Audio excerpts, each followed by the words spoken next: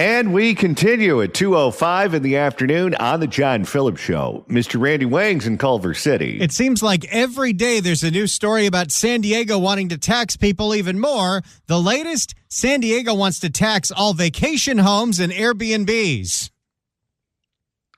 And tax them heavily, correct? Like $5,000 per bedroom. Which means you're not going to be able to make any money. This is the same city that just upped a hotel tax, that just jacked up parking fees. They are making it so expensive to live in San Diego. That was an incredibly well-run big city in California. And because of term limits, all the good people were kicked out. And now they have some Looney Tune from Sacramento who's running the city into the ground. 800-222-5222 is the telephone number, 1-800-222-5222. It is our pleasure to welcome our next guest to the program. He is the ABC News legal analyst and the co-host of the Too Many Lawyers podcast, which is available wherever you get your favorite podcasts, Royal Oakes. Royal, welcome. Hey, happy to be here, John. How are you? I'm good. Thank you so much for stopping by. I got to say, before you start with whatever you want to talk about, I have to give a commercial, if you don't mind. It's for your column. I've read your latest column, and I mean, it is fantastic. And you never really talk about it on the air. People should know you write an amazing column. You can get it on papers, online. I mean, there's sizzle and there's steak every single time. You're insightful. You're hilarious. So this current one is about Arnold Schwarzenegger and Prop 50. So doggone it, don't be so modest, John. Let people know.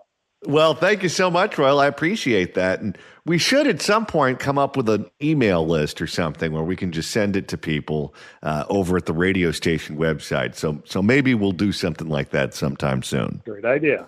Or if you don't know what to talk about, it can be an A block. Yeah, a dramatic reading of the column. I would tune in.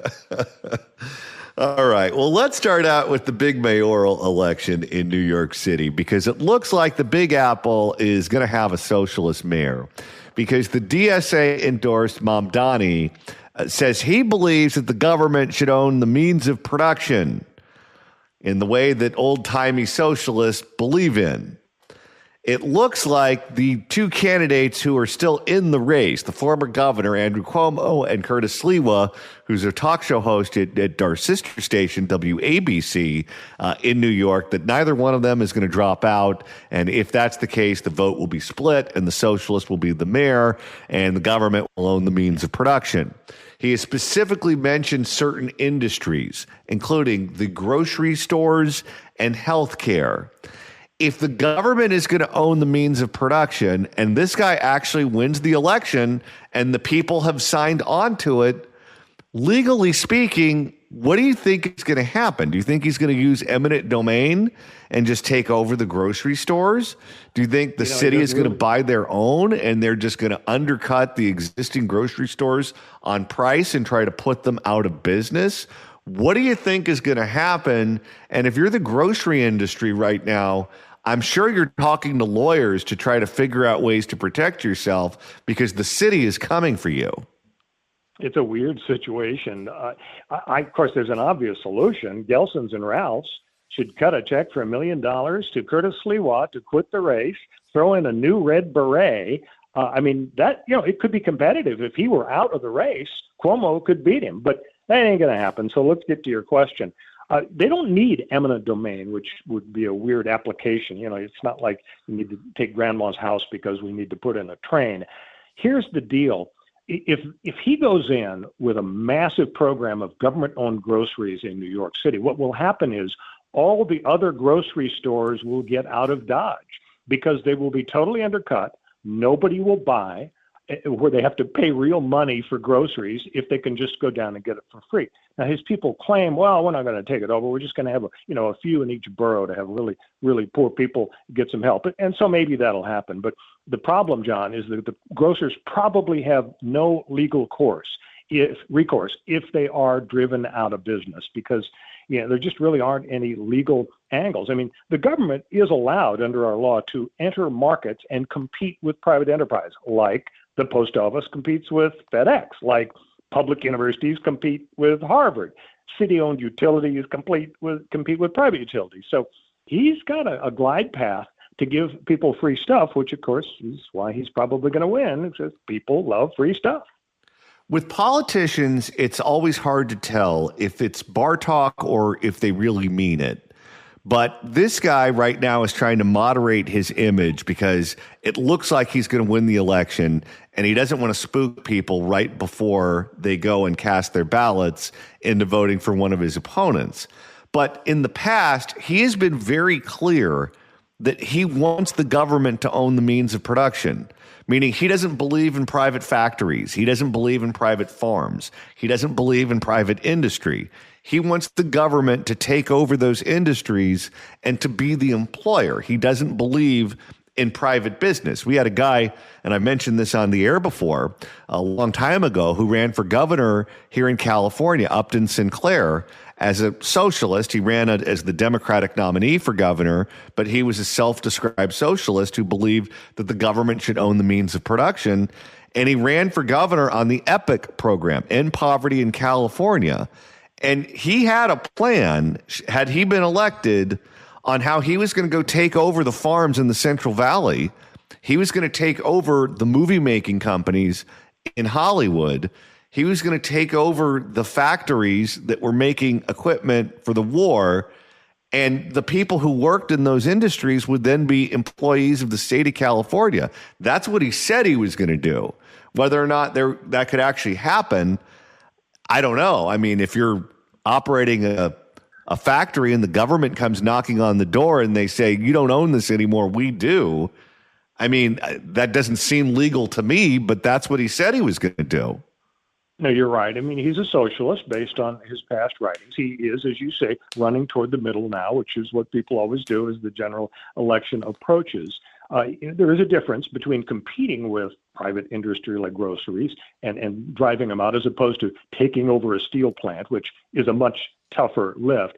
I mean, it's funny, John, maybe the best option is to let socialism take hold in the Big Apple so the whole nation can see it fail. I was watching Real Time, Bill Maher's show a few weeks ago. George Will was the main guest. And he said exactly that. He said, I hope the guy wins because this will be a laboratory for the nation to see that it will fail. Now, why will it fail? I mean, let's be honest. Like I said, everybody loves free stuff. It doesn't matter if you're a Democratic Socialist or Jeff Bezos.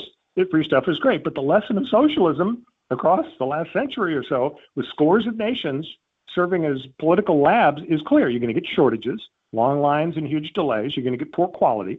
And the producers of stuff and job creators will go elsewhere, and the cities will circle the drain. Freedom of destroyed. You can't go. It would be destroyed. You can't go into business because the government is giving stuff away. So, some people think it's going to be the end of civilization if he wins. Others, like George Will, say, let's get it on. Let's see who can succeed. But New Yorkers seem poised to go with this guy. There are certain things that you just associate with New York and just assume that they'll be there forever. But there's nothing that's keeping them there forever. For example, Wall Street. We know that the stock exchange is on Wall Street in New York City. And we assume that it'll be there forever because that's the financial epicenter of the world, the globe. But they don't have to stay there. They can pack up and they can move to Florida. They can move to California. They can move to Las Vegas if they want to. They don't have to stay in New York City. The UN doesn't have to stay there. If that town becomes a complete basket case, institutions that we assumed would never leave New York could. Oh, you're right. And actually, they wouldn't have to go far because Delaware is known as the corporate friendliest state in the nation. Due to their laws and regulations. And Wall Street could just go down to Delaware. There's a real irony here, John. The left loves antitrust law. All those big, strong companies, they're so huge, anti-competitive. They drive smaller companies out of business with their low-balling prices. And that's actually how antitrust law started over a century ago. Standard Oil was the behemoth. And if a competing refinery cropped up, Standard would lower its prices because it could until the competitors were dead, and then they'd hike them up again. Liberals don't like that, but they love it when the government is the big company that cuts prices and puts private companies out of business. So it's a really fundamental political clash here. We're speaking with Royal Oakes, who is the co-host of the Too Many Lawyers podcast, which he hosts with his son, Connor. You can download that wherever you download your favorite podcasts. Royal, there was a story that came out over at Fox News, a bizarre story involving Luigi Mangione, who is the alleged killer of the insurance industry executive on the streets of New York. And in this piece, it said that he was beaten up right before he allegedly committed this murder by 7 ladyboys in Thailand. I don't know what was going on there, but apparently there was a scrum and the ladyboys got the best of him.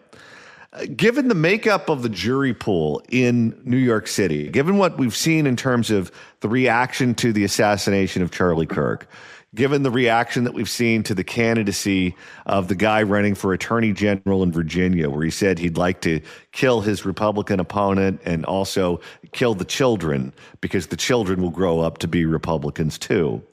And Democratic voters in Virginia are standing by this guy. I don't think he's lost many endorsements. According to the exit polls and the public polling I've seen in Virginia, women Democratic voters in particular are really standing behind this guy. Given the current climate that exists right now in the United States, do you see a scenario where they can find 12 people who are willing to convict this guy and send him to prison for life for the death penalty? Yeah, no, I think it's going to be an uphill battle to do it. First of all, let me say a word on behalf of Luigi in connection with the ladyboys. As I understand it, the ladyboys over in Thailand are biological guys who decide at some point, oh, I'm a woman, and there were 7 of them, and they beat him up. Well, if it takes 7 former men, current women, to take out Luigi, he's probably a pretty tough character. But the bottom line on the death penalty is that, New York State has no death penalty, but the feds do, and so he's charged in federal court. And surveys are showing that people, first of all, they're not even sure he should be guilty because they hate the insurance industry so much. I mean, how shameful and disgusting is that? Executing him in the back of the head? But, even if they know that, he's a bad guy and he shouldn't have killed the person, sort of, the idea of 12 New Yorkers going for capital punishment, it's probably going to be a very tough sell. And you mentioned this guy, Jay Jones. He's this Democrat. Virginia, he's running for attorney general. I mean, he wrote about his Republican opponent for the attorney general spot. Oh, this guy, Gilbert, Hitler, Pol Pot, Gilbert should get 2 bullets in the head. His children should suffer, so people should feel pain personally, so it'll affect policy. He's apologized, but get this, John. Polling appears there's some shift. This guy, Jay Jones, had been leading or competitive, and now he's losing some ground. Oh, that's good. He's losing a little ground because he thinks his opponent should be killed. It's really kind of disgusting.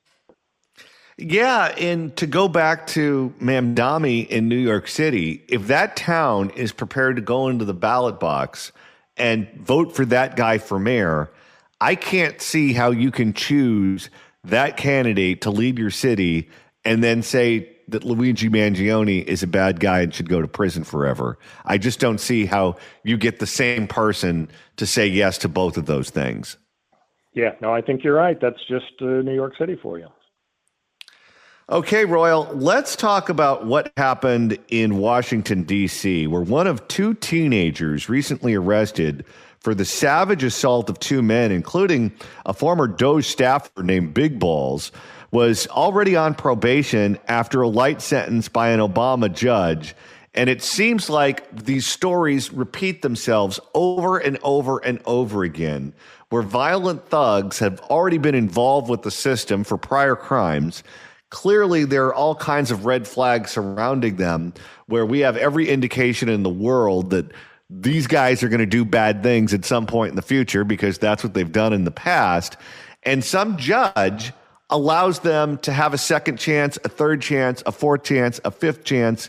We certainly saw that play out with that brutal murder on the bus in North Carolina, where that poor Ukrainian girl was stabbed to death by a guy who should have been behind bars, but a judge let him out.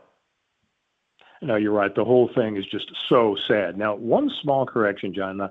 You said that the guy who the teens beat up, a 19-year-old former DOJ employee, you said he was named Big Balls. That's actually his nickname. His name is Edward Korestein. I mean, I should talk with my name, but if parents called somebody big balls, I would say that's a case for a divorce from your parents.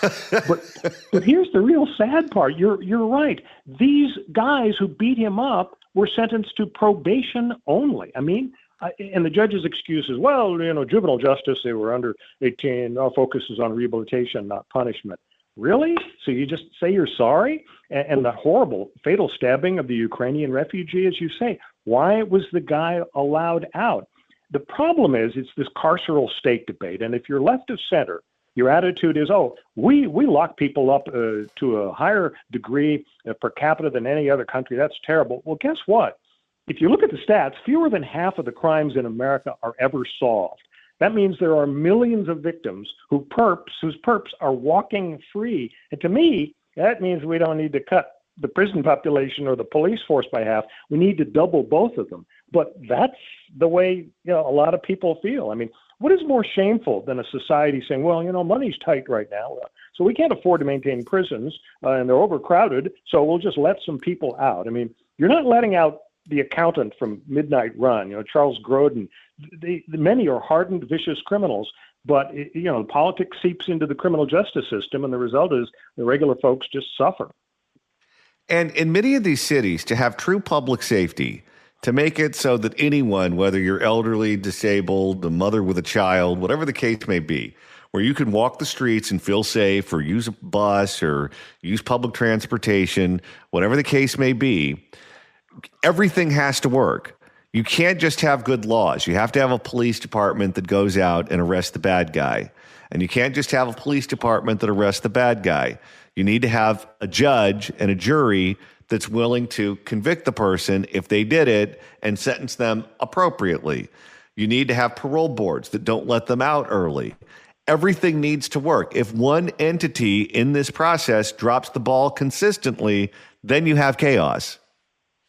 No, you're right. And in politics, of course, the executive branch and the Congress, the legislative, you're going to see people just being driven by politics. But the idea that our judicial system, judges, when lives are in the balance, would make decisions based purely on politics. And, I'm not dumping on the left. I'm dumping on any judge who makes political decisions. And they happen because we usually predict very accurately what's happening. My plan is to have a couple of judges in each courthouse, one Democrat, one Republican appointee, totally, dedicated to the idea that they have to stop political decisions. They should be available for an immediate appellate review of a trial judge's stupid decision. We could call it a truth squad.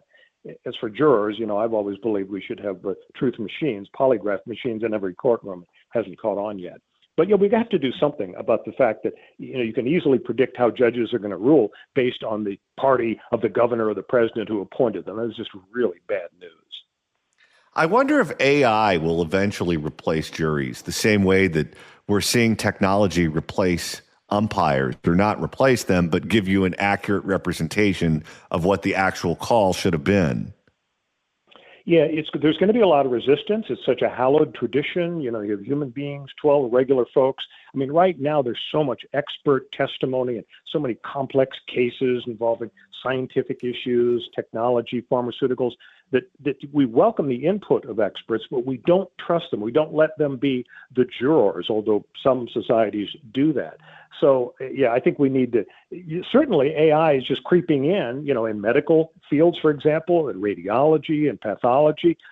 In many cases, AI does it a whole lot better than human beings. And as we know, next year, we're going to have robot umpires calling balls and strikes, I think, in the major leagues. So, yeah, there's definitely a trend toward handing the reins over to AI. And, people are worried about it with the Skynet syndrome, but it's going to bring a lot of good as well. Royal Oakes co-hosted the Too Many Lawyers podcast, which you can download wherever you download your favorite podcast. Royal, thanks so much for stopping by. You bet. Thanks. 800-222-5222 is telephone number. 1-800-222-5222. If you'd like to email the show, you can do so at johnnydon'tlikeshow@gmail.com. That's johnnydon'tlikeshow@gmail.com. And Randy, now that the end of the show is quickly approaching, if you want to continue listening to us after we sign off at 3, that's easy to do. All you got to do is search for The John Phillips Show wherever you get your podcasts, whether it's the Apple Podcast app, iHeart, Spotify. Search for The John Phillips Show. Hit subscribe. You can download all the episodes. You could do a Google on the YouTube. You could get the free KABC app. You can get the free KSFO app. You can get the free KMJ Now app as we do an hour show on Saturdays at 2 in the Central Valley. There are so many different ways to listen to these radio stations and download all the podcasts, and you can listen to them wherever you want, whether you're in Los Angeles, whether you're in Orange County, whether you're in San Francisco, or the other side of the Bay Bridge in the city of Dumpy. You know, this has really been an issue for the city of Dumpy. Excuse me. In the meantime, what do you say we make a couple of listeners very happy? Let's do that right now. 790 KABC welcomes Jagged Edge to the Toyota Arena on November 6th. Tickets are on sale now at Ticketmaster.com, but right now, caller number 9 at 1-888-790-5222 gets a pair of tickets to the show. Tickets furnished by Live Nation. Good luck dialing. The city of San Diego is coming down on short-term rentals like a ton of bricks because, well, no good thing can last forever. And despite the fact that the city of San Diego was an incredibly well-run big city for a very long time, they decided, why not be like Los Angeles too? For more on San Diego's plan to tax vacation homes and Airbnbs, here's a report from CBS 8 in what was formerly known as America's finest city. Taxing vacation rentals and second homes to bring in extra revenue for the city of San Diego. That is the new proposal from... They're not even like trying to mask that this is going for anything. We just got to fill up that general fund. We overspent. Oh, yeah. Well, what they're going to do is they're going to drive down property values too. Because if you can't use your property as a rental, a short-term rental, then a certain amount of the value evaporates. That is the new proposal from Council Member Shawnee Rivera. And tomorrow morning, San Diegans will have a chance to weigh in. CBS 8's Richard Allen is here to explain how the measure would work and why voters would have the final say. Richard? And Marcella, that's right. While still in its early stages, this new tax would apply specifically to vacant second homes and full-time short-term vacation rentals in the city of San Diego with a preliminary... So how long do you have to use your second home for it to be declared vacant? Well, this is one of these weird issues where this is the Democratic Party behaving like the old-timey Democratic Party when they were all about soaking the rich and anyone who owned property should pay through the nose. And we need to take that money and we need to give it to the public employee unions because they're the ones that finances our campaigns. Well, that's fine when the rich people are all Republicans and you're hitting the other side and there's more of you than there are of them, so you can get away with it with public support. But now that we've seen a realignment of the parties where affluent suburbs that used to vote Republican are now reliably Democrat, this is friendly fire. These people are most likely, and I don't know what the makeup is of homeowners or property owners in San Diego, but I would imagine that it skews left. Well, if those are the people that you're targeting and those are the people that you're vilifying, you're hitting your own donors. You're hitting your own supporters. You're hitting your own voters. With a preliminary proposal to charge $5,000 annually per bedroom. That can really add up, even if you've just got a 4-bedroom. You have to pay $20,000 a year. That's like a second property tax. Yeah, I don't see how you make any money with that tax. With a preliminary proposal to charge $5,000 annually per bedroom. And while supporters say it's all about making housing more affordable. How? Well, I guess the theory is if you make it so that no one can make money on short-term rentals, you'll have to rent it out to someone for 12 months a year. Yeah, but even in the places where we have banned short-term rentals, it's not any cheaper to live there. No, frequently the people I know that use properties for short-term rentals, they like the area. I guess there are people who are in it for a living, But for someone who just does it as a side way to make money, let's say you have one in Maui, you have a condo in Maui, and you like going there, but you only like going there for a few weeks a year.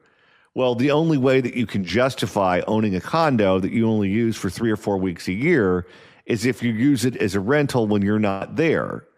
But if you have enough money to buy a condo in Maui in the first place, my guess is what you do is you just let it sit vacant. You just let it sit empty when you're not using it, as opposed to renting it out to people who can use it on their vacation. Well, and that's the other part of this is it's not just against Airbnbs, but it's also against a vacant second home. How long do you have to use your home before it's not considered vacant? Good point. Opponents say this tax would raise costs for families. Like, let's say you're there 1 week a quarter. Does that count as vacant in the eyes of San Diego? Well, there are all kinds of problems that come with leaving a home vacant. That's why I sold my condo in Los Angeles. I've told the story a million times, but I'll tell it again. When COVID hit and we had to do mandatory work from home, my setup was in the desert, so I moved there. And I just left my place, my condo that I owned in Los Angeles, empty. And when it was going to be left empty for 2 weeks, I didn't think anything of it. However, when 2 weeks turned into 2 years or whatever it was, I was told by a good friend of mine who happens to be a judge that leaving that property vacant was a dumb idea, because if someone was able to break in and squat in there, I would have to go in front of a judge to kick him out, because Los Angeles is in Los Angeles. Well, it takes about a year to get to a judge, assuming I do everything correctly. And I'm not a landlord, so I don't know any of those rules. So I would have to teach myself on how to do it. And she said, get rid of the property because it's nothing but a liability for you right now. You never got to spend one day in that condo. I spent 2 nights. I closed escrow right during COVID. And the city of West Hollywood also had rules against moving during COVID. You had to get permission from the city to move into a property that you owned. And if you didn't have permission from the city, they would fine you. I want San Diego to be a city where people see a future for themselves. San Diego City Council member Sean Elo Rivera is unveiling this new vacation home tax, which the city's Rules Committee will take up Wednesday morning. So the top priority here is to make housing more affordable. How? They haven't thought this through, but they're willing to wreck the city just to experiment. San Diego, more than any other city in California, has been the city to say yes to every kind of housing. They're the ones that came up with that ADU bonus law where you could put up apartment buildings in your backyard that didn't have any parking. And you know how much those ADUs are going for? $3,000 for a shack. It's nuts. The mayor of San Diego, Todd Gloria, a couple of weeks ago, did a victory dance press conference talking about a statistic that showed that San Diego had built twice as much housing in the last few years as other big cities in California. And I kid you not, he did this in front of a brand new apartment building in San Diego that was renting for $4,000 for a 1-bedroom. That mayor down there, Todd Gloria, is a complete disgrace. The fact that they've allowed this nut to ruin that city is beyond my ability to comprehend. It's to protect homes for people instead of simply for profit. It's to protect neighborhoods, and it's to have people pay their fair share. He says this tax, which would apply. Never heard that one before. No, I'm telling you, I know Mamdani in New York City is generating all of the headlines, but how is this not socialism? How is this not just as bad as what he's doing in New York? He says this tax, which would apply to 10,500 homes in the city that are either short-term vacation rentals or vacant second homes, would generate between $100 and $130 million a year to be used in the city's general fund, including parks, libraries, and public safety. They're not even trying to say, oh, this is to build more affordable housing. No, this is to put more money into their slush fund. So they can turn it over to the unions and the phony baloney homeless organizations. to be used in the city's general fund, including parks, libraries, and public safety. I think we have a responsibility as leaders in the city. Before we ask San Diego residents to pay more, we ask the visitors. Didn't they just jack up the cost of parking all throughout that city? In the gas lamp especially, where now the meters are $10 an hour anytime there's a Padres game, which is 100 times a year. Great. The investors. This is also a city that just got a court approval to jack up the hotel tax. So they're really going after everybody. This is what happens when you evaluate candidates for local office based on Orange Man bad. This is what you get. The investors, the profiteers who are making so much money here, who are enjoying their time here, to pay their fair share first. It's funny, too, that he says he's doing this to go after the investors. San Diego, more than any other city in California, has had more homes bought by private equity. I believe last year, 30% of all homes were bought by BlackRock in San Diego. This guy didn't stop that. No, they didn't. And what they're doing is they're going to make it so that the small guy can't expand their empire. Because if you don't have the resources of a huge company and you're trying to get involved in the real estate game in California and you want to try to buy a property that you're going to make money off of or use as a short-term rental, and the only way you can afford it is if you make it a short-term rental so that someone else absorbs some of the costs, and they take that away from you, you're going to be a serf your entire life. The profiteers who are making so much money here, who are enjoying their time here, to pay their fair share first. And this tax does that. If this ends up getting passed, it's going to hurt, the working day folks like myself. Ocean Beach resident Jerry Locke owns 2 Airbnb rentals in OB, which he says generates essential income to help support his family. These are the kind of people that Sean Elo Rivera is targeting. What they want you to think is they want you to think that landlords are Donald Sterling, when in reality, most of the landlords out there are Fred and Ethel Mertz. 80% of the people that are on Airbnb in San Diego live in San Diego. So all you're doing is taxing us individually. I think a lot of people like... I actually should look up his Airbnb. I love Ocean Beach. I think a lot of people like thinking, it only affects the ultra rich or these people or that. It affects so many people in the middle ground. Literally, 99% of San Diegans would not pay this tax. Elo Rivera points out that property owners who rent out their second homes long-term would be exempt. You can avoid the tax completely. So you'll never get to use your other home. You have to now be a landlord to another family. Well, this is why the founding fathers only wanted property owners to be able to vote. Because what they said is probably true. Where very few people who live in San Diego own property there, and they're going to use their numbers to punish the people who own property.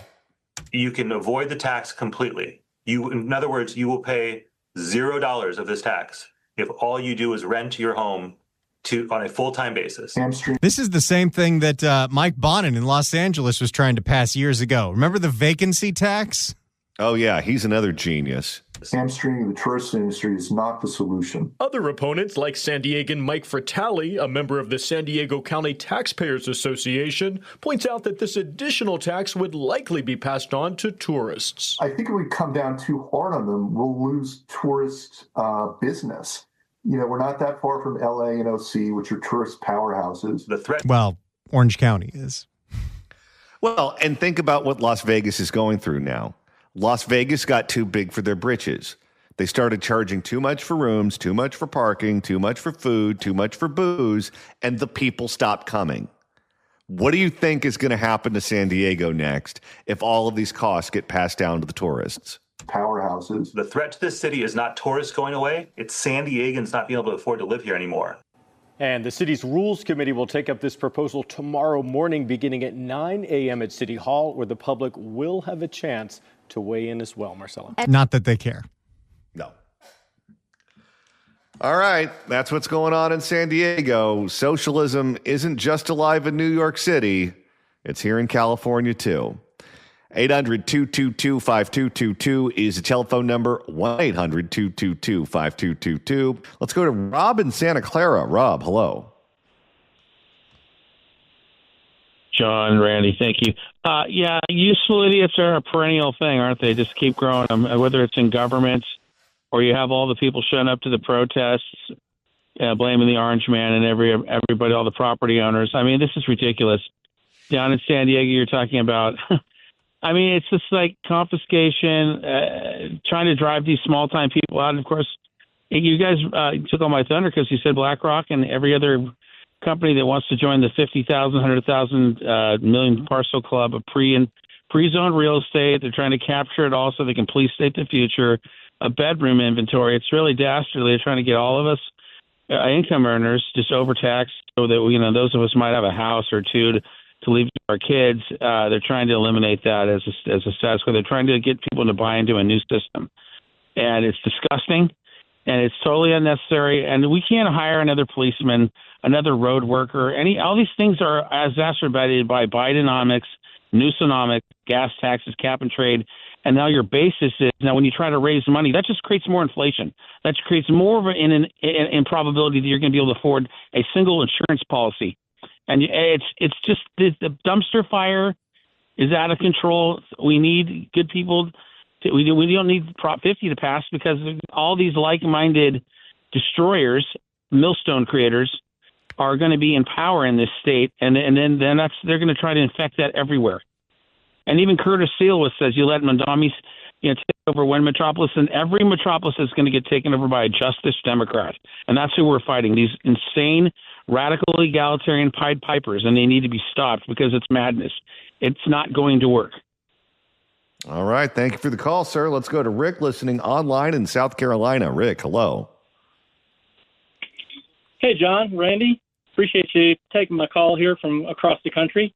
Earlier in your segment, you were talking to the fella interviewing the fella named Royal, I believe, and he mentioned that New York City should cast their vote and take their licks, and then we can all see and learn what happens when they vote in a goofball. The concept of 50 little democracies. I used to believe that same thing. Not anymore. People have been leaving California, New York, New Jersey, and coming here, bringing their politics, which is still too liberal, crowding our roads, pushing our real estate costs up, and never learning from their mistakes. If I could have contributed earlier to the campaign and gotten Cuomo in or the other fella, Curtis, I would have. But I just if I could, I'd hold my nose and vote for Cuomo. But it's just ridiculous because everything that's happening around the country is not resolving locally. It's spreading across the country and affecting all the other communities. Well, you're 100% correct. And when the partisanship pulls as strong as it is today, what they will do is they will say, it's a success. People love shopping at the government stores. People are happy that Gelson's left town and Whole Foods left town. Everything is fine here. People like going to their government doctor. People don't mind paying more in taxes. People don't mind the fact that there are fewer options at the grocery store than they used to have. People are happy about that. It's just like with Newsom in California. He says California is a great success and that everything is fine here and everyone's happy. And that's what the papers print, and he's planning on running for president with that as his resume. So you don't want to allow these areas to go to hell because the people that wreck them won't acknowledge that they wreck them. They'll say that they're experiencing all kinds of great success, and the news media will validate it. It's the John Phillips Show.